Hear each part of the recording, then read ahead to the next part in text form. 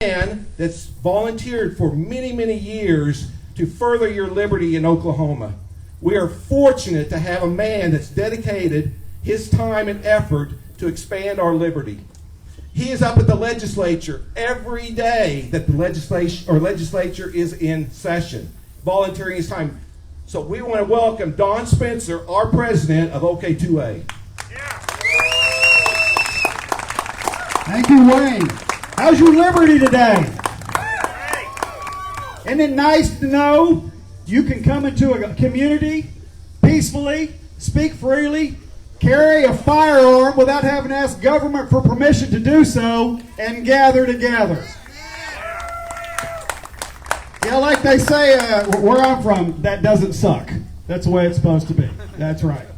Well, folks, I want to thank the city of Fairview for making such a great effort for putting this, letting us put this together today. There's no doubt. In fact, they even, I requested nice weather, and they issued a permit just for that. So today's nice weather is Fairview City Council. All right, no problem with that, right?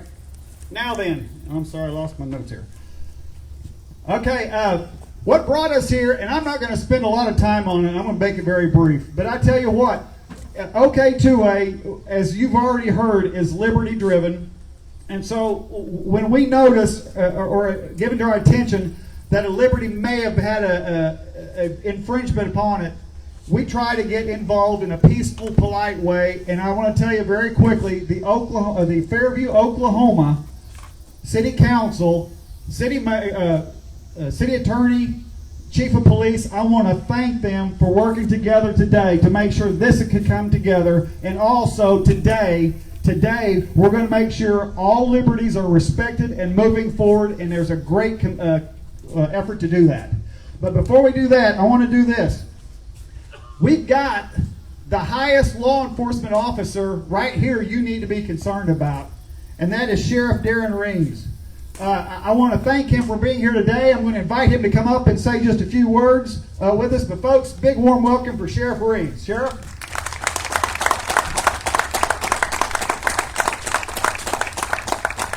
I think he's packing. I could be mistaken. I am, as I'm sure everybody else here is. I just want to thank everybody, welcome everybody out. As most of you know, some of you may not, back in February of this year, Major County made Major County the Second Amendment state. Woo! Second Amendment county. So we're pretty proud of that. We declared Major County the Second Amendment county.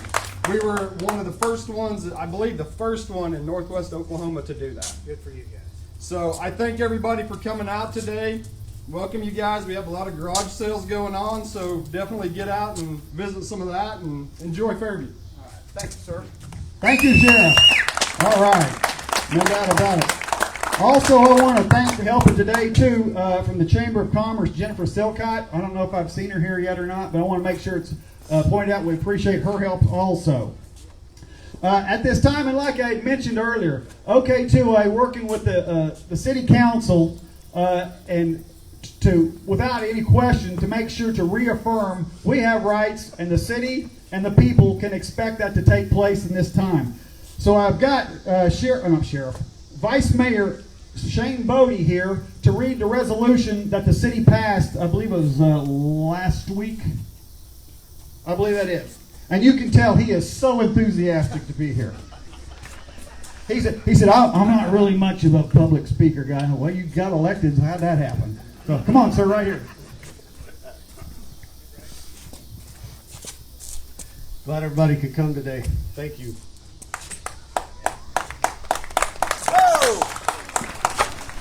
Very good. That's not the one you want.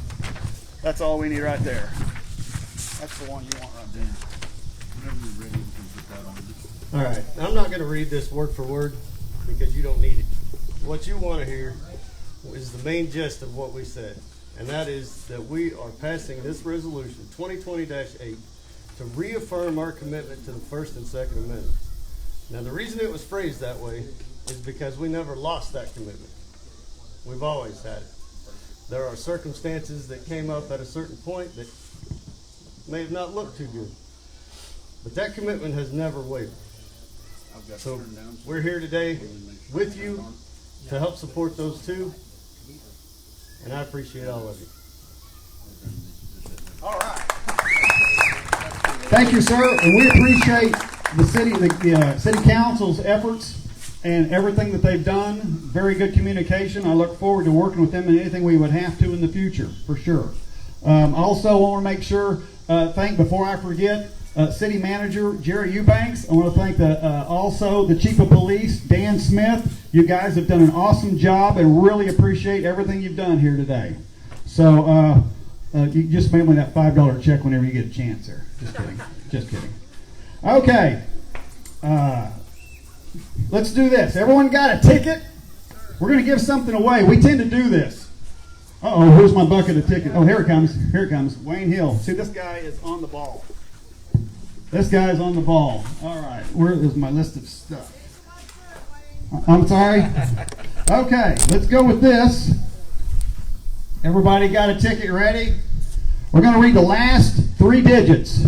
The last 3 digits, and you're going to win a little short Second Amendment assistant here. That's a little folding knife, okay? All right, so here we go. Ticket number 528. 528. Right here. Come on over here. Now, I saw her husband earlier. I don't know if we should be handing this to her. Not right at the moment. A little bit later. We can. There you go. There you go. That's all right. No, we'll just do one. Yep. Well, we'll get a picture. You guys aren't running off yet. Okay. Yeah, we're going to do that one for now. Okay.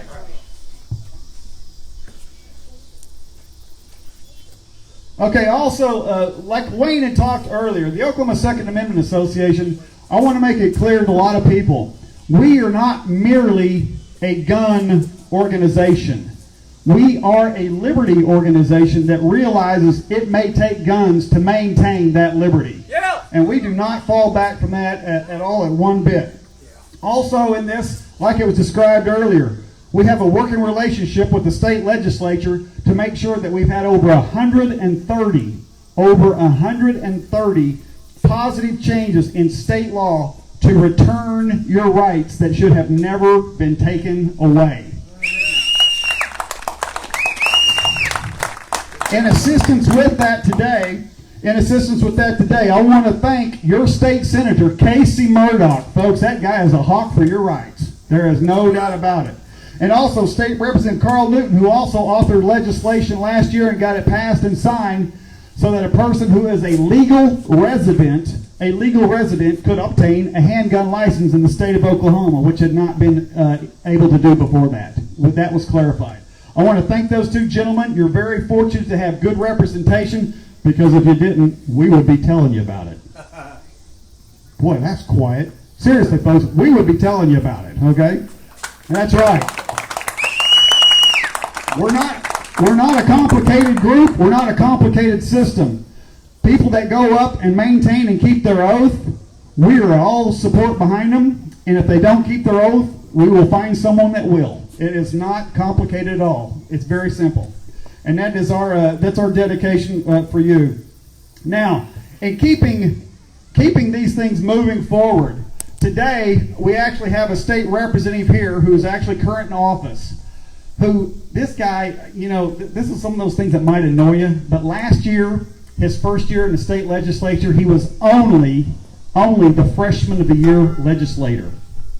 Yeah, that's all, only. He's also an author. He's an author on constitutional carry. Also, he was a House author on Senate Bill 24, so you could legally purchase and own a Shockwave or TAC-13 firearm, because Oklahoma law, that was a felony to own one. He repealed that. So we would only expect great things from him, right? Because that's all we've got left, right? Because that's all he does. Well, okay, here's what he does. State Representative Jay Steagall is also the House author for Senate Bill 1081, which was the first in the nation anti-red flag bill law. It's law now. Folks, when I first started with OK2A 10 years ago in the Liberty list, Oklahoma was about 35th on the list of liberties related to firearm carry and ownership. We're now 5. We're now 5, and it's because of legislators just like I've just described here, making sure we keep moving things forward to get all of our rights back that was taken away at statehood in 1907. Our laws have been terrible. Court rulings have been terrible, and we're continuing to work to make sure that these rights are returned. And we do it with the guy, like I say, he's also this year's 2020 Minuteman of the Year Award, Legislator of the Year, State Representative Jay Steagall. Sir, would you come on up here?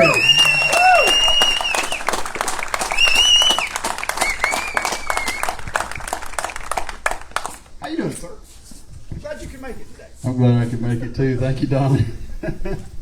Wow, what an introduction. Thank you for having me here, Don. Members of OK2A, I'm so glad that you could join us today. It's an honor and privilege to stand before you. I want to thank the city of Fairview for their work and their diligence in making sure that we can still have events like this. We're going to talk about local government here in just a moment. But first, I owe some thanks to Senator Nathan Dahm for carrying our first anti-red flag law over in the Senate. We owe some thanks to Governor Stitt for signing that into law to help protect our rights. Yep. And that's right. Let's give him some kudos. The other guys that also deserve an applause are all of our fellow legislators that stood in the gap and hit that green button when it was time to vote yes to protect our rights. Let's give them a round of applause as well. Yeah, woo!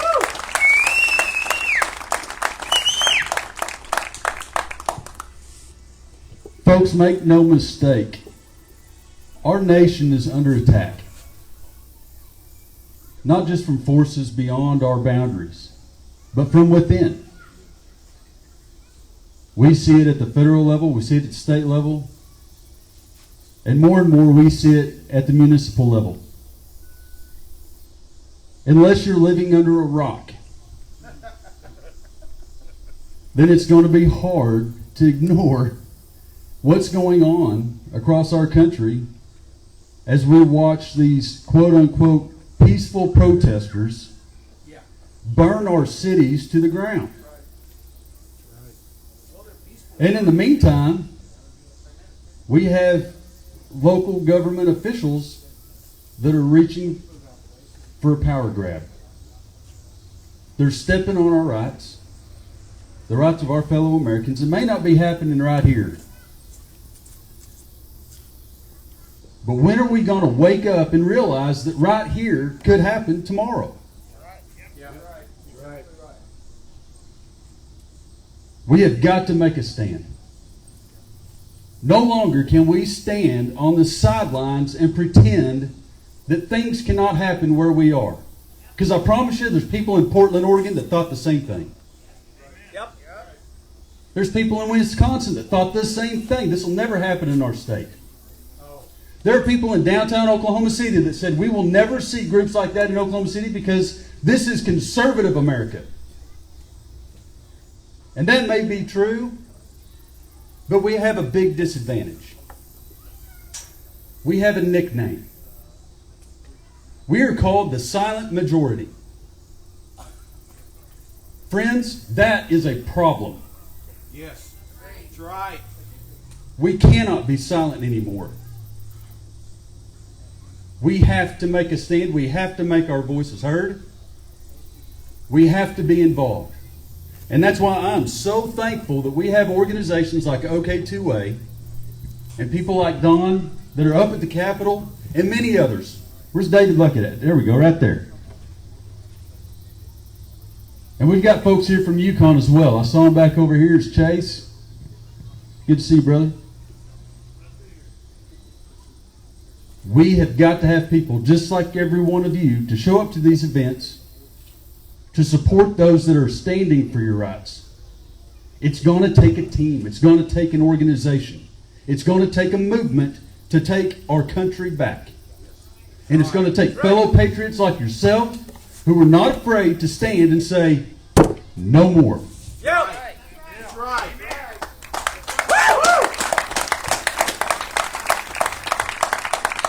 Elections matter. Yep.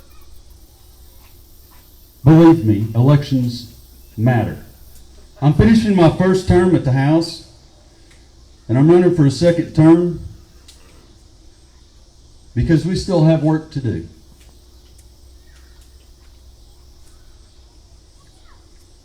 Anybody who's ever served in the military knows what the oath of office is. Those who have served in our legislature have taken that oath, like the gentleman that's about to speak when I'm done.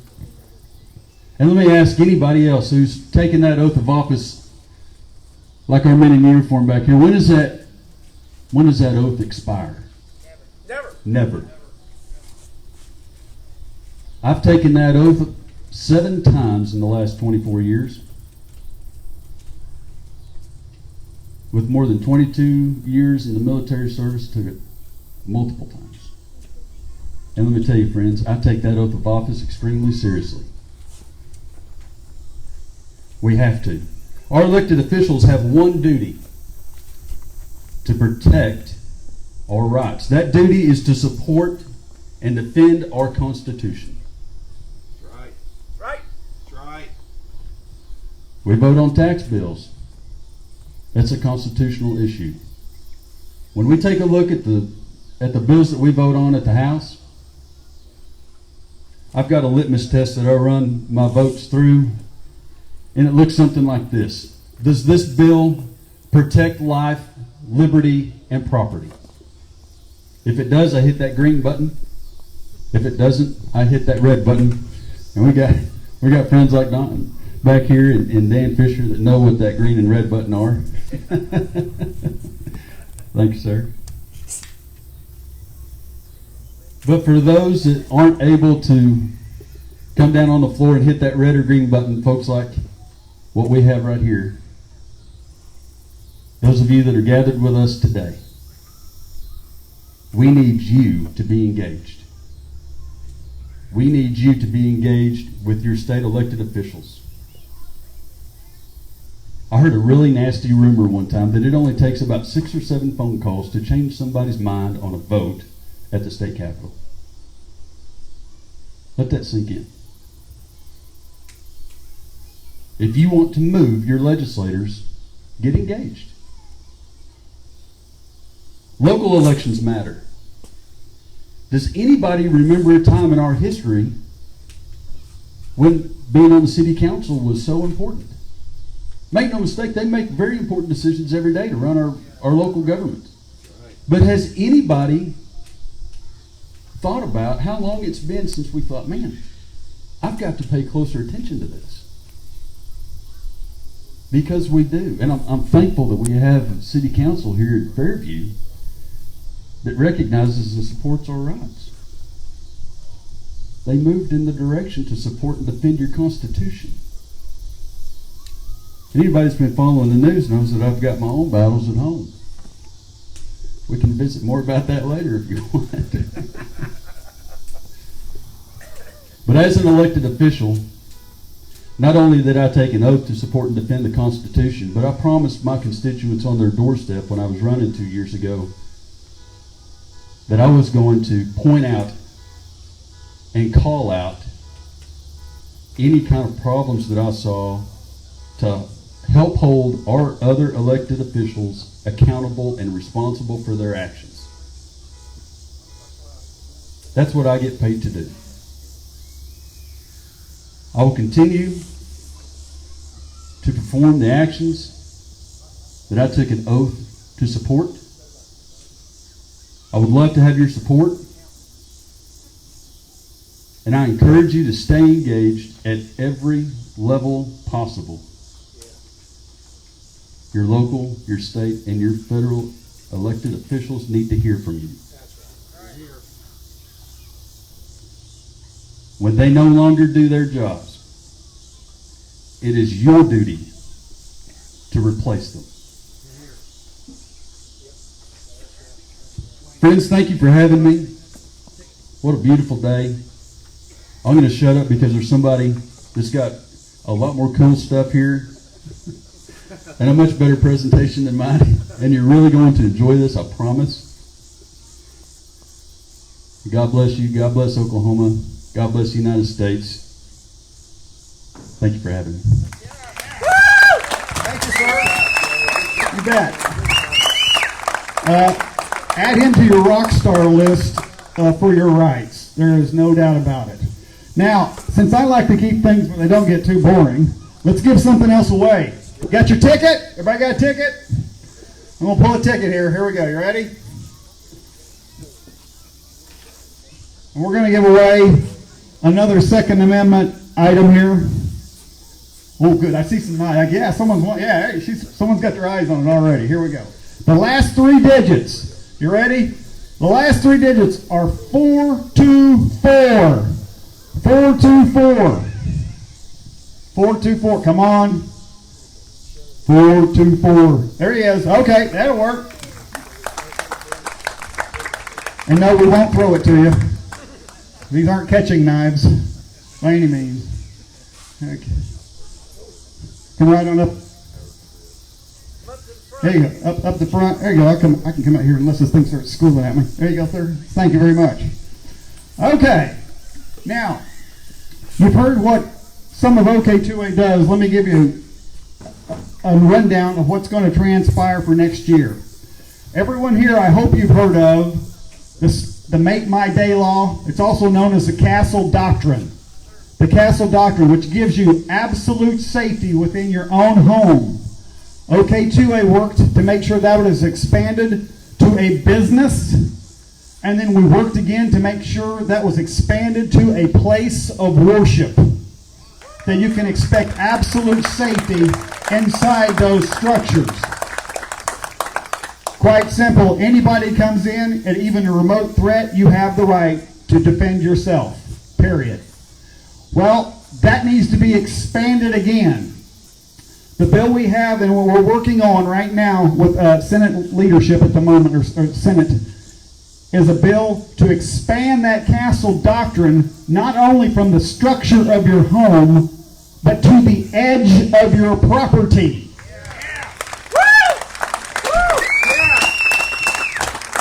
If someone thinks they're going to burn down your home, your business, or your church, it would be you that can orchestrate if they meet St. Peter at the gate.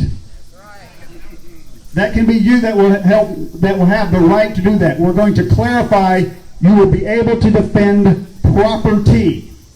Because you already have the right to do it. The legislature needs to recognize that right. And quite frankly, folks, if someone knows that, hey, I'm going to walk up here and send a Molotov cocktail up to this business, knowing full well that they could actually look like a Swiss piece of cheese before the day's over with, do you think that that will help deter just knowing full well that that could happen? So that's how we're going to help stop some of these people that are misguided and don't quite understand what your rights actually are. And so we'll keep you posted. We'll keep you posted on that bill and what's working with it.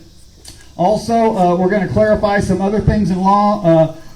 We've got a bill it's going to also include to take the confusion out of, and I'm glad law enforcement's here today because this is the goal we're working for, is that you can carry a pistol, rifle, or shotgun on or about your person right now if you're 21 years of age and you can legally own that gun. No problem. You have to carry it on a sling. You need to have it on a holster, scabbard, or a case. One of those things. So what we're doing is we're going to clarify that you can carry it on your person and you can also transport it in the same fashion. So it's just clear that you carry your gun. It's your determination. It's not anybody else's. It's not government's. Make sense? Yep. That's what OK2A does. We take the stupid out of these gun laws, and we've made sure we've repealed 9 felonies. 9 felonies we've repealed for the peaceful ownership and carry of firearms. That's what we've done, and if you like that, if you want your rights, thank you. If you want your rights, we ask you to join us at OK2A.org. You can come up here and join. You get hats and shirts. We've got a bunch of stuff over here right now. So that's what we do. That's what we've been doing. People will say, well, I'm going to wait and see what you guys will do. Well, folks, we've already done it. We're showing you what we can do. We're showing you that if we are concerned that your rights are being interrupted, we're going to show up. We're going to make an effort to get it fixed. That's what we're going to do. So let's do one more thing. Well, Wayne, you'll be ready for this. We're going to give away one more thing here. You can come over and pick an OK2A hat or shirt, okay? Here's the number. Here's the number. The last 4 digits are 433. Come over and pick a hat or shirt. Number 433. What? 433. I don't hear anyone yelling it. Oh, there it is. Okay, come right there. There we go.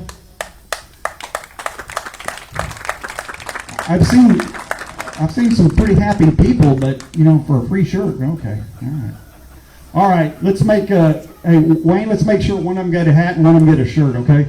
All right. Thank you. Okay. Now then, Fairview, Oklahoma. How fortunate that we have a Baptist preacher that preaches at the Fairview Baptist Church. Yeah. In Edmond. Of course, it's in Edmond, so you may have a commute distance to get there, but that's what we're working on today. Dan Fisher. Dan Fisher ran for a state rep back in 2012. Elected served 2 terms. He also carried twice probably the state's most important right to keep and bear arms bills ever. And it said, your right to keep and bear arms shall not be infringed. And that language also said that shall be subject to strict scrutiny. Yeah. The only reason it didn't pass, and I'm telling you straight up, is because of Republicans. Republicans. So if you can't get anything done, if you don't like what's happened, there's no one to blame but Republicans, because you have a supermajority in the House, a supermajority in the Senate, and you have the governor's office. And OK2A will remind you which Republicans ain't acting like they're supposed to. That's what we'll do. But this guy right here, Dan Fisher, carried that bill. He also passed, in fact, it cracks me up because this used to be against the law. You ready? It used to be, if you were at a meeting and you were carrying a gun and a legislator was there, it used to be a misdemeanor crime.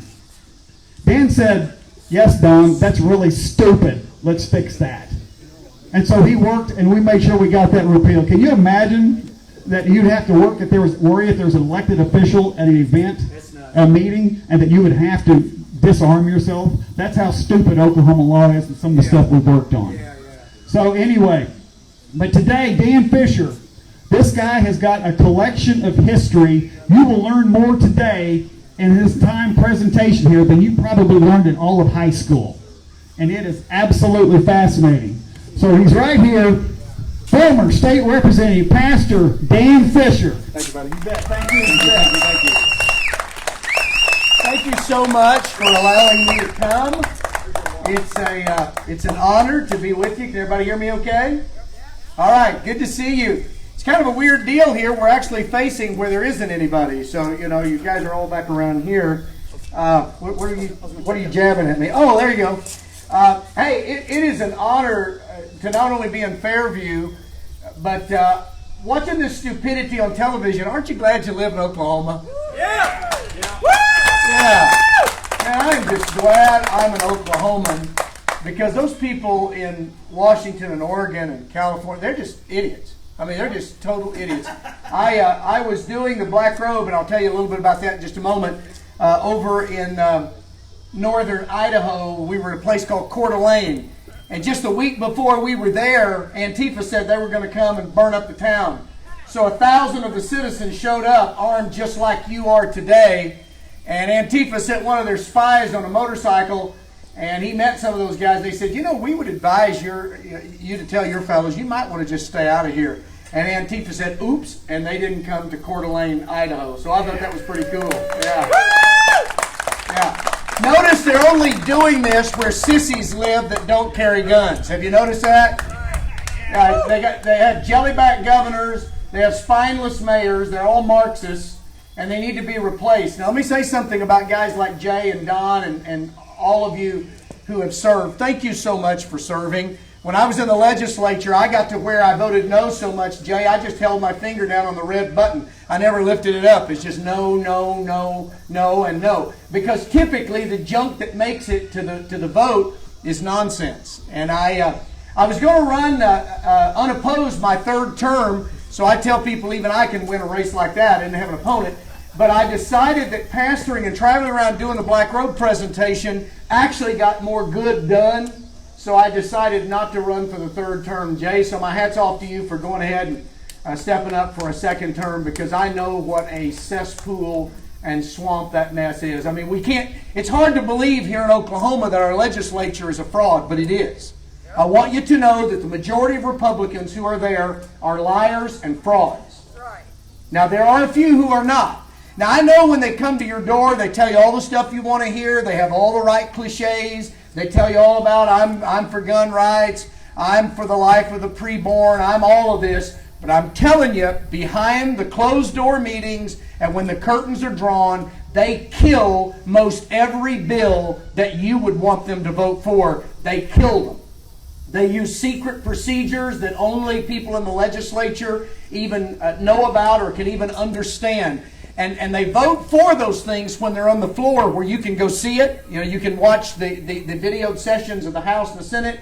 But then in closed door meetings and committees and all kinds of places, then they kill those bills. But then they come back to you and they say, well, I voted for that. Look at my voting record. Well, yeah, but what they're not telling you is they either helped to kill it or didn't help to protect it in those special procedure meetings. So I just want you to know that we need good people like you at the Capitol. And I'm telling you, every one of you is more than qualified to serve there. I also want to say a word here before I get into the presentation about city councils and mayors and school boards. We've always known they were important, but once we saw what Marxists do when they're on the city council and when they're on the school boards and when they're mayors in Oklahoma, places like Norman, places like where I used to pastor when I was Jay and Chase's pastor and others, the mayor there in Yukon. They all act like a bunch of little Marxists. Now, I don't know whether they're true Marxists, some of them, or they're just ignorant about our liberties and our founding documents and what it means to be free. I don't get it really, but I've come to understand now how really important it is. So I'm going to say a word to all of you. You need to run for city council. You need to run for school board. You need to run for mayor. Don't leave that to, quote, those who are qualified. You've seen what those who are qualified can do, haven't you? So it's people like you who need to be running. I'm just telling you right now, I have never served politically in my life. When I ran for the state house, I'd served on one citizens committee. That was it. So I was not a politician, didn't want to be a politician, don't want to be a politician today, and don't really like politicians. So I didn't go there to be that. I went there to be a defender for liberty, is what I went to do. And I went there as a pastor. I was serving at a church that at one time had around 1,000 folks. And I continued to be the senior pastor there while I served in the legislature. So it can be done, and I promise you, it's important that some of you run. I had one of the men from my church come up to me one Sunday there in Yukon. Richard is his name, and he came up to me right after church. In fact, I was pulling out of the parking lot, backing out of the spot, and he came up to me and said, "Hey, I want to ask you a question. Do you think a guy like me could run for city council? I mean, I can't speak publicly. I'm not an orator. I don't know how to do all that stuff. I'm scared to death to get in front of crowds." And I looked at him, and he had tears in his eyes, and immediately I teared up, and I said, "Richard, you're exactly the kind of person that can serve on the city council. You're exactly the kind of person that our framers and founders had in mind when they talked about citizen legislators. Please run." He did. He won. He had never run for a political office in his life. He was one of the only ones who stood up when the chips were down every time there was one of these votes to take away our liberties or to expand immorality into protected status. He was one of the only ones who stood up and said no. So I'm telling you, friends, I'm just telling you, we need people like you to run. doesn't have to be your career. You don't have to like politics. You don't have to like politicians. I mean, after all, you know what politics means. Poly means many, ticks means bloodsuckers, so it's just a bunch of them down there. So just understand that you don't have to want to be a politician. In fact, we need people who don't want to be politicians. We need people who run reluctantly and don't want to even do it. But they know that their freedoms are being threatened. And I know we feel kind of safe here in Oklahoma, but guys, it will not take but just a few snaps of the fingers if we elect crazy, slow Joe Biden and his ilk. And I'm telling you guys, this same stuff is going to come right to Oklahoma. So stop apologizing about believing in liberty. Stop apologizing if you're a Trump supporter. Stop apologizing for any of this. I think most of you probably don't, but be bold about it. Now, let me tell you a little bit about why I have this collection. When we're done, I want you to stick around and come see these things and hold them, and I'll be happy to tell you some of the stories. I'm going to tell you some of them now. I'm a pastor, as you know. Don said that. I've been preaching since I was 16. I'm 61 now. I turned 61 a couple of weeks ago. So I've been preaching a long, long time. I've been a pastor since I was 22. And most of that time I've pastored in Oklahoma. I grew up in western Arkansas. Please don't hold Bill Clinton against me, because I would have voted no 1,000 times if I'd been old enough in those days. But anyhow, I've served in Oklahoma most of my life. And I found out about a group called the Black Robe Regiment. And at the time, I thought they were judges. That's the only people I could think of that wore black robes, right? Judges.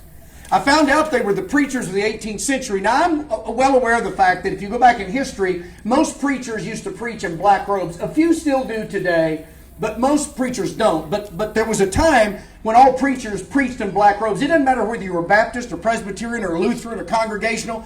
It didn't matter. They wore black robes. But many of these men believed that the Bible had as much to say about justice and proper government and liberty as it did anything else. In fact, they understood what I know today, that God created 3 institutions so we can have a civil society: the home, the state, and the church. And it's just as biblical to preach about government and teach the biblical principles about that as it is to preach about the church or the family. Now, if God invented an evil organization called government, then we've got a real problem, right? But I grew up in a time when preachers have been told separate the church and state, political correctness, Johnson Amendment, 501c3. You just can't do that. Until finally I found out that was all a lie. And so I was part of an effort to challenge the Johnson Amendment. If you don't know what that is, it's a whole different story, but it has to do with preachers not endorsing candidates. A bunch of us got together with a group called Alliance Defending Freedom. We actually endorsed candidates from our pulpits, and then we sent our messages with video and audio recordings and our manuscripts to the IRS and said, this is what I did in my pulpit yesterday. Because what we wanted to do was take the Johnson Amendment to court and prove that it's unconstitutional. Of course, the IRS did what they always do. They ran and hid. They didn't do anything. But you let a Hillary Clinton or somebody like that get in charge, and I promise you they will eventually begin to do what they're trying to do out in California to John MacArthur and his church, if you followed that at all. John MacArthur, a pastor out in Southern California, they said, you're going to shut your church. He said, you're going to shut your mouth. I'm not going to shut my church. And he's been meeting, and now a judge this week forbade them to meet again. And it's very possible that John MacArthur will be arrested tomorrow for having church in a little suburb outside of L.A. It's happening, guys. Everything that I've been predicting for years is now happening. You say, well, that's the left coast and they're nuts out there. Yeah, that's right.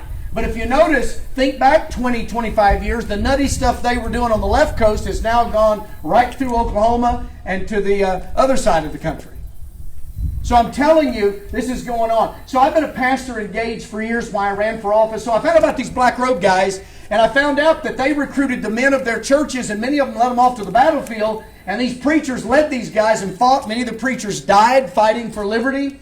It's an untold story. So I now, as a part of my ministry, travel around the country, and I mean literally around the country, telling this story that there was a time when the church in America was the tip of the spear in fighting for liberty. In fact, I'm convinced now, having done the research, that had it not been for the preachers and the churches in the 18th century, there probably would have never been a war of independence. They were the ones who have been preaching for years that they needed to step up and stand up against British tyranny. In fact, Don, could you hand me one of those books and a DVD? I brought these with me today simply because everywhere I go, people ask me, Dan, did you bring any books or DVDs? And the answer is yes.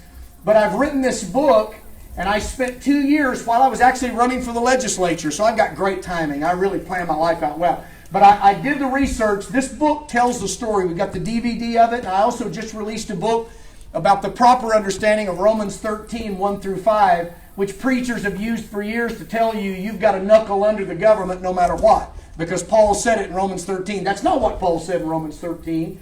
And so I just released a book trying to clear that up. The point is, I go around and tell this story because, guys, I'm telling you, now obviously I'm speaking from the perspective of a Christian. So I don't mean to be offensive to anybody, but I believe if the church doesn't wake up, we're gone. I'm just convinced of that. In fact, I believe the church is why we're in the mess we're in now. And you know why the church is a mess? Because it's pastored by cowards who have a yellow stripe down their back. In fact, George Barna discovered in 2014, he asked the pastors, why won't you speak out? You know what the 2 reasons they gave? If we spoke out and got controversial, it would hurt the size of our attendance and it would hurt the size of our offerings. Now that's what the typical pastor today is most concerned about. Now if you'll notice, Jesus didn't die for either one of those. We are called to speak the truth, to live the truth, and if you're a Christian or you're a preacher, to preach it. So that's what I do. I do it in period costume. Don and I talked about me wearing my actual Rev uniform here, but thank the Lord he said you don't have to do it because, buddy, I would be sweating down right now because it's all wool. I mean, it's just unbelievable. So anyway, what I want to do is try to kind of just scatter shoot here and wave some stuff around and let you see it. I go all over and I speak and I preach, but I also speak on Second Amendment and the Declaration of Independence and the Constitution. I mean, I do all kinds of stuff. I brought some quotes here for you today, but we're not kind of in a classroom setting, so I don't want to just stand up here for the next 15 or 20 minutes and read quotes. But they're just a few little quotes that I think you need to hear just to be reminded.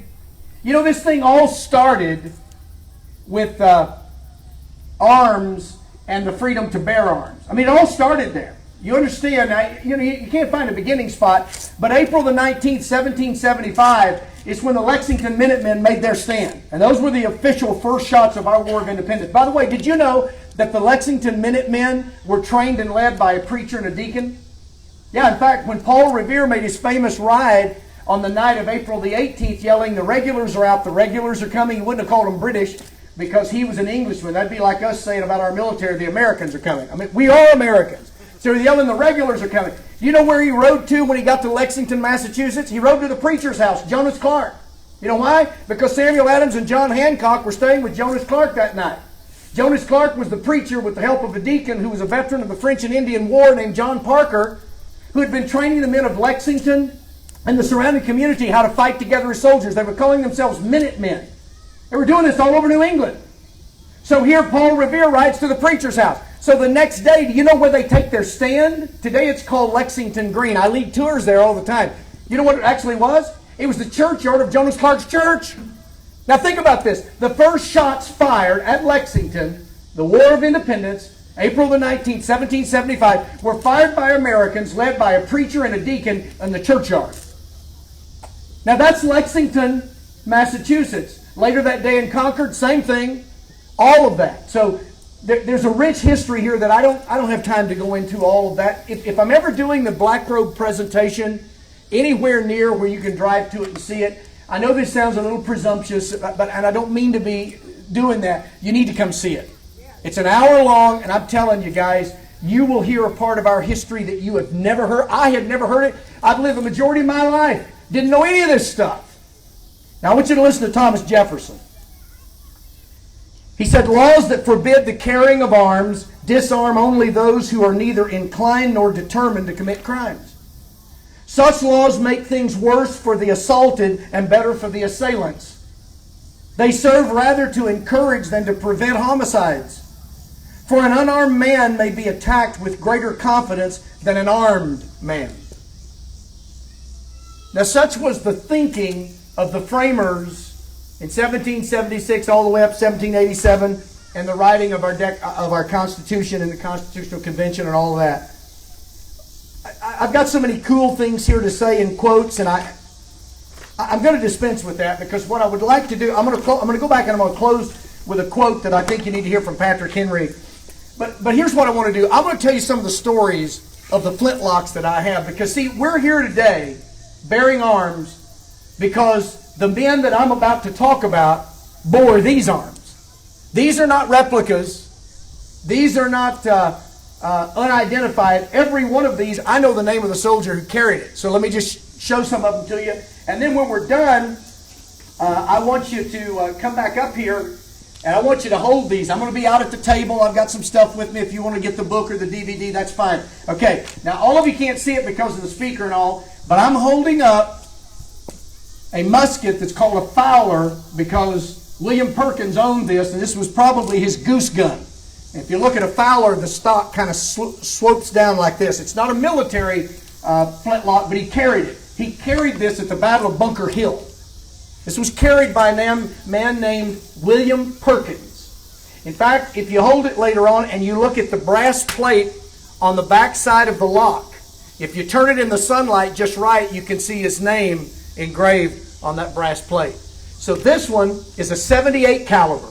There's a ball out there on the table that's a 78 caliber ball. He carried this at Bunker Hill in June of 1775. At what was, at that time, the outskirts of Boston. Of course, today it's been swallowed up by Boston. Okay, so that's the William Perkins flintlock. Okay, the next one I want to show you is actually a military flintlock. This is French. This was in the first shipment of muskets that Benjamin Franklin purchased from France. Now, what France did is they took their spare parts. See, they had armories. We didn't. We just had gun makers back then. Well, gun makers considered it an art, a craft, which it is. But they couldn't make enough guns to outfit an army, and certainly not that early. So we made a deal with the French. This was in one of the first shipments, 15,000 that arrived in the colonies 3 months before the battles of Lexington and Concord. Now, this is probably a 64 to a 66 vintage, so it's pieces that they put together. But the reason why this musket's important to me is because if you look at one side of the stock, you'll see stamped in the stock toward the back, I Cook. And then on the opposite side, you can see the two letters IC. Well, that stands for Isaac Cook. He was from Athol, Massachusetts, and he responded to the alarm at Lexington and probably used this fighting the British as they retreated from Concord later that day. He eventually carried this musket across the Delaware River with George Washington and used it at the Battle of Trenton, New Jersey. So when you hold this and you rub across his name on that stock, you're holding a weapon that made it possible for you to have the right to keep and bear arms. Now, that right didn't come from government. You understand that? That right comes from God. Amen. Government is just supposed to protect that right. But sometimes that right has to be defended, and old Isaac Cook was willing to do it. I actually have a handwritten dictation when he was older to another gentleman who wrote it down, and he talks about how cold it was the night they crossed the Delaware and how General Washington rode up to him and told them to build small fires and warm themselves and dry their guns. He talked about the blood in the snow because about a third of the guys didn't have shoes or boots.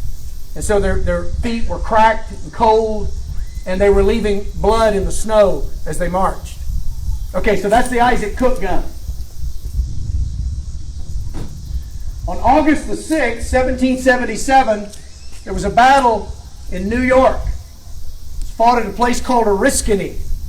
If you look it up today, the town of Oriskany, New York, is still there. The battle was fought, of course, between the Americans and the British and the Indians that had allied with the British. Now, there were also Indians that had allied with the Americans, okay?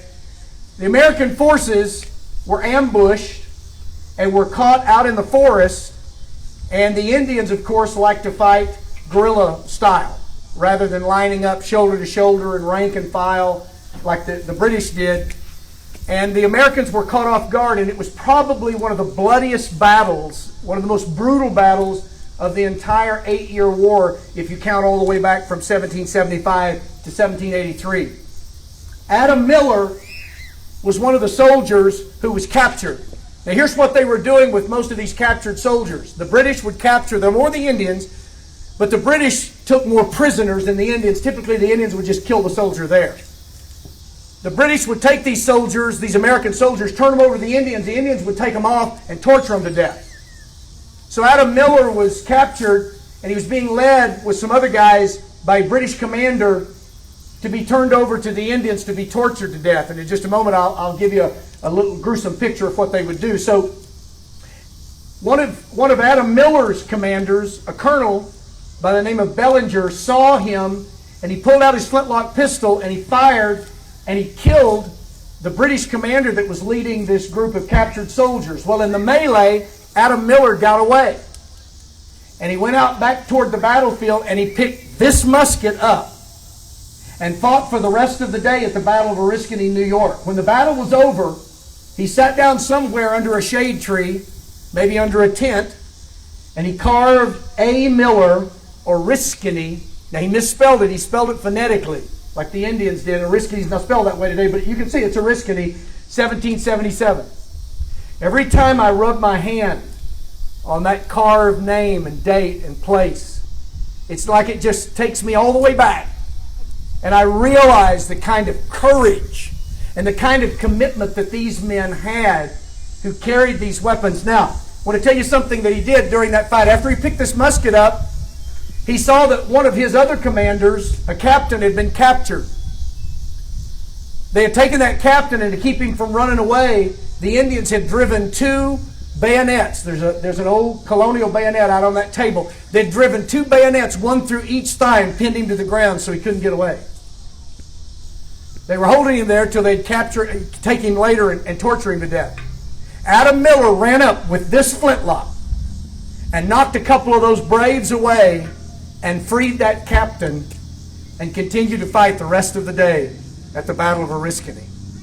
So when you hold this musket a little later, you understand that you're holding a musket that was there. It's been there. It's done that. Okay, there's one last one I want to tell you about, and then I want to read you that quote. I don't have any idea what time it is because that clock is not working. It has stopped. So, okay, now the one that I'm holding here, now all of a sudden it started to tick, but it can't be. Oh, yeah, it's 2 minutes to 1.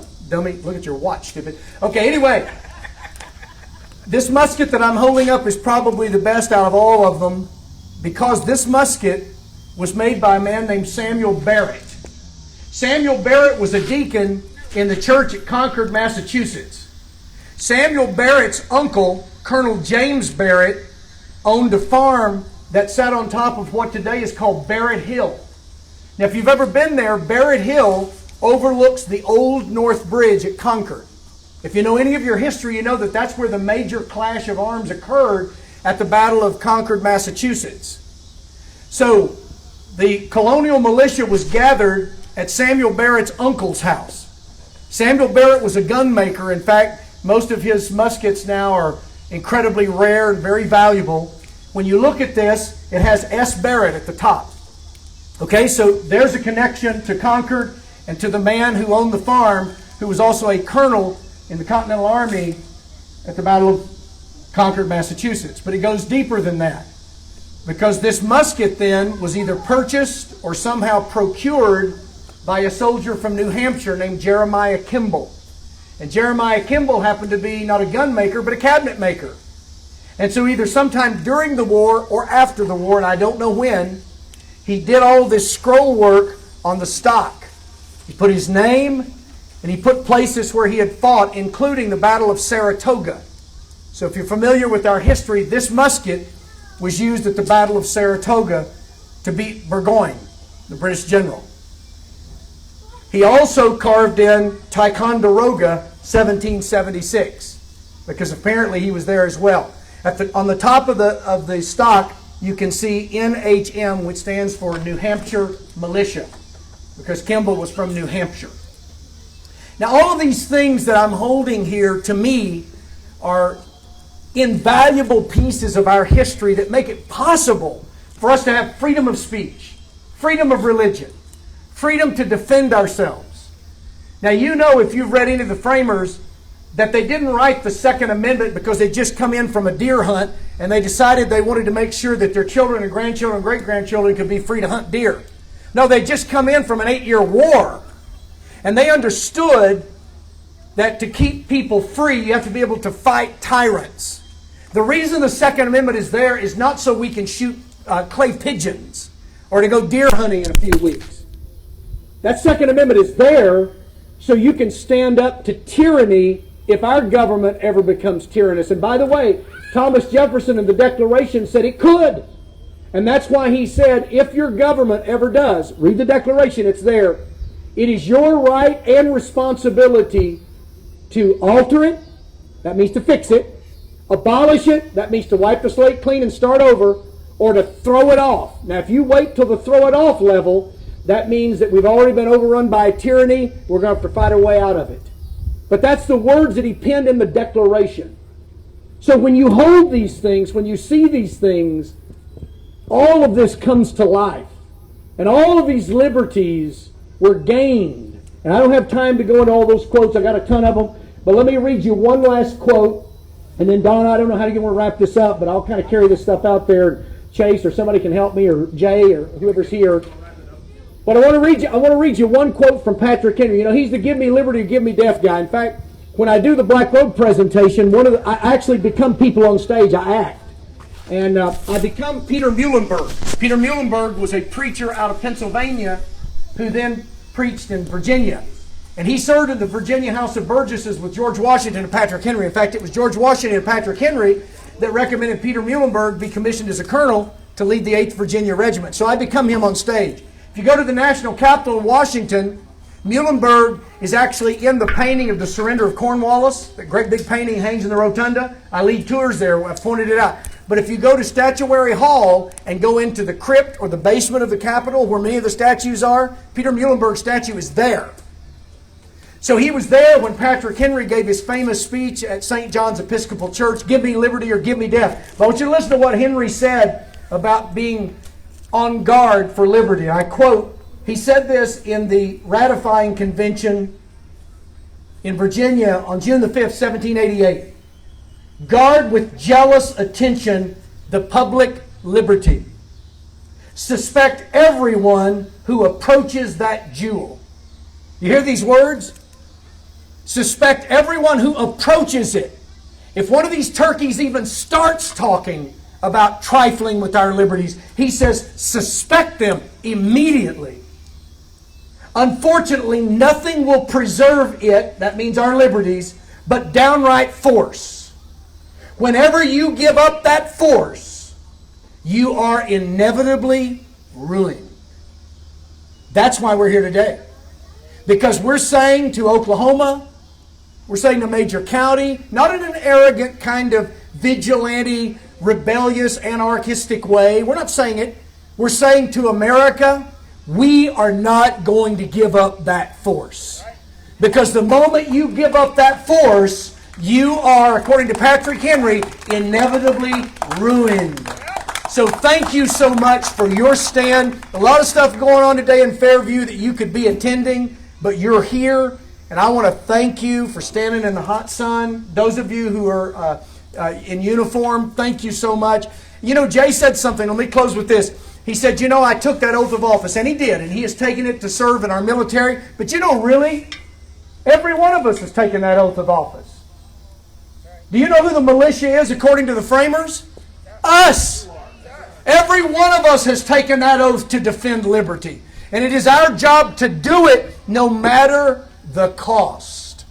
So thank you so much for what you do. I'm going to be down here. I want you to see these things. I've got stories about a Samuel Gore collection. He's one of the Sons of Liberty that knew Samuel Adams. You got to hear that story. So anyway, I'll be hanging around. I'm in no hurry. So I want you to hold this stuff and we'll talk about it, okay? Don, thanks for having me. Thank you, Dan Fisher. Man. So, you do not get this opportunity in a museum anywhere at all. Come up here and take the advantage of looking at these weapons, holding these weapons, take pictures of these weapons. Say you've held something from the Revolutionary War, that they made this effort so we could be here and gather today, for sure. All right, now, since where'd my bucket go? Okay, we're going to give something away. Let's do another. Hey, we're going to do another shirt. Shirt. All right. We're going to give away another shirt and a hat. Real quick, here it goes. Number, the last 3 digits are 431. 431. Where you at? 431. Is that a 431? 431. Did they leave already? All right, let's try another one. Okay. 421. 421. Has it got that one? Come up, get you a shirt or a hat. Okay, we're going to do one more. Let's see if somebody's ready for this, because we're going to do something different here. We'll shake them up a little more. All right, here we go. Oh, here you go. 420. And I'm going to tell you what you've won. 420. Where's that at? Everybody look at your numbers. 420. Because 420 has won a brand new pistol. Woo! Yeah, wake you. You guys wake up. 420. Where are you? 420. Yeah, now I've got your attention. You ready? We're going to do one more number. All right, I'm going to give it away to one of these kids. All right. Okay, 488. Yeah! 488. There we go. 488. Oh, he's got an OK2A shirt on and everything. Man.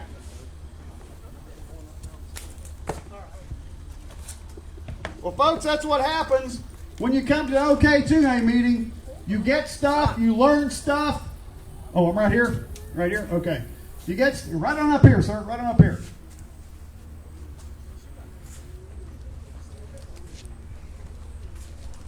Do it like that. We're going to take. You got a picture? Yeah, he's going to. Okay. You got it? Is it going to work? How's that? That's okay. That's a gun lock. That's all right. You see it all right? Good. Thank you, sir. Where'd you come in from? Enid. Enid. Had a long flight from Enid right there. All right. There you go. One more time. One more time? Oh, I was trying to absolutely. sit there asleep. There we go. How's that? Good. Thank you very much. You bet.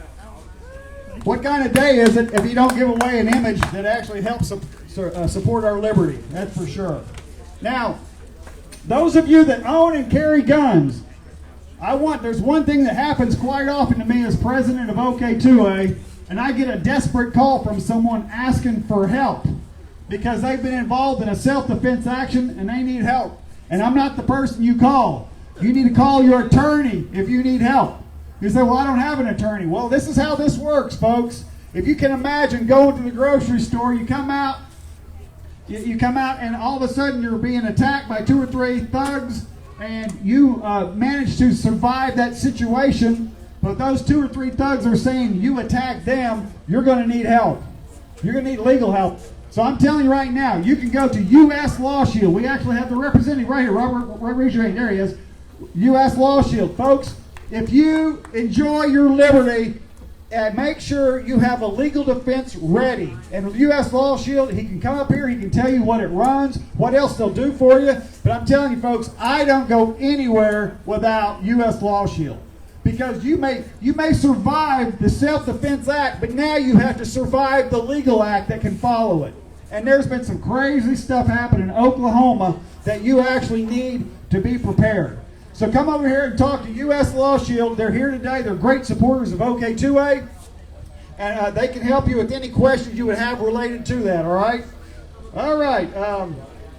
I want to thank Ethan Wills, who also is our sound guy today that brought this in. I want to thank law enforcement. Hey, you guys did a good job. Yeah, all right. Thank you very much. Law enforcement for being here today. The city council. Let's see. I almost forgot some of my names here.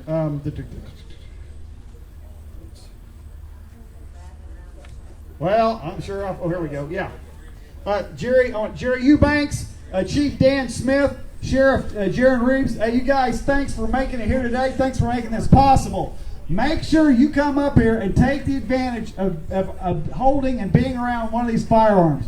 And if you're not a member of OK2A, I have no idea what you're waiting on. Because if you like liberty, you want your rights back, we are the ones that's doing that for you. We're working, and it's just as simple as a $25 membership.